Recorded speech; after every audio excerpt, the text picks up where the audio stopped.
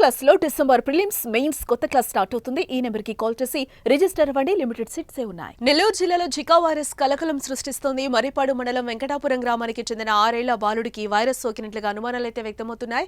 బాలుడి ఆరోగ్యంలో సమస్యలు కనిపించడంతో నెల్లూరులోని ప్రైవేట్ ఆసుపత్రిలో చికిత్స అందించారు. అతడిలో ఉన్న లక్షణాలను బట్టి జికా వైరస్ సోకిందని వైద్యులు అనుమానం వ్యక్తం చేస్తున్నారు. కానీ వ్యాధి నిర్ధారణ కాలేకపోవడంతో అతన్ని చెన్నైకి తరలించారు. అక్కడ చికిత్స కొనసాగిస్తున్నప్పటికీ పూర్తి నిర్ధారణ కోసం బాలుడి రక్త నమూనాలను పూణేలోని ల్యాబ్ కి అయితే తరలించడం జరిగింది. ఇంకా రిపోర్ట్స్ రావాల్సి ఉందని చెప్తున్నారు. అయితే సమాచారం బయటకు రావడంతో గ్రామస్తులు భయాందోళనకు గురవుతున్న పరిస్థితి అయితే కనిపిస్తోంది. ముందు జాగ్రత్త చర్యల్లో భాగంగా గ్రామంలో వైద్య శిబిరం ఏర్పాటు చేశారు. గ్రామస్తులకు వైరస్ గురించి అవగాహన కల్పించి అవసరమైన మందులు, చికిత్సలు అందిస్తున్నారు.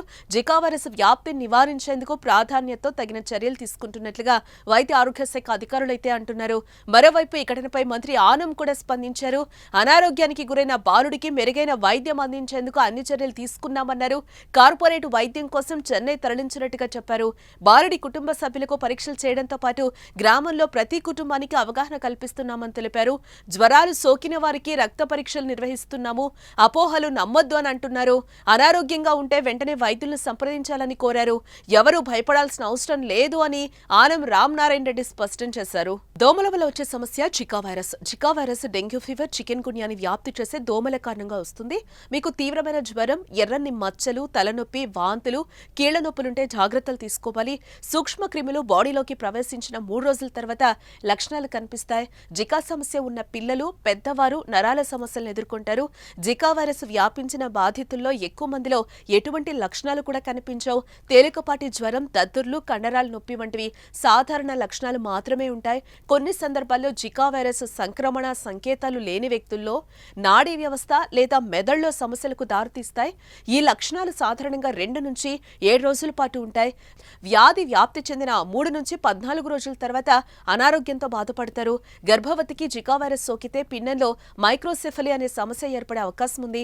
మైక్రోసెఫలీ అంటే తలభాగం సాధారణం కన్నా చాలా చిన్నగా ఉండటం, మెదడు అభివృద్ధి చెందడం, పడిపోవడం. పైగా జికా వైరస్ వల్ల పుట్టబోయే బిడ్డలకు కంటి సమస్య, వినికిడి సమస్యలు తలెత్తొచ్చు. అలాగే ఆ ఇంటి లోపల కానీ చుట్టుపక్కల కానీ ఈ దోమలు వృద్ధి చెందే ప్రదేశాలను కూడా కనుక్కోవడం జరుగుతుంది. దాని కొరకు స్పెషల్గా గుంటూరు నుంచి ఒక అసిస్టెంట్ డైరెక్టర్ కూడా రావడం జరిగింది. అలాగే ఇక్కడ ఉండే స్టాఫ్, పీహెచ్సీ స్టాఫ్, డాక్టర్ గారు కావచ్చు, జిల్లా మలేరియా అధికారి కావచ్చు, సర్వేలెన్స్ ఆఫీసర్ నెల్లూరు నుంచి, అలాగే ఎపిడెమాలజిస్ట్ కూడా వచ్చారు వెరిఫై చేయడానికి, ఇన్వెస్టిగేషన్ చేయడానికి. ఇవన్నీ కూడా క్రోడీకరించిన తర్వాత దీన్ని గవర్నమెంట్ పంపిస్తాం. తర్వాత ఫర్దర్గా ఇంకా ఇన్వెస్టిగేషన్స్ కావాల్సి మనము ఎన్సిడిసి ద్వారా కూడా మనం చేయించడానికి రెడీగా ఉన్నాము. దాన్ని డీమిక్స్ నోటీస్ కూడా తీసుకుపోయి ఫర్దర్గా ఇంకా ఇంప్రూవ్మెంట్ చేయడానికి ట్రై చేస్తాం.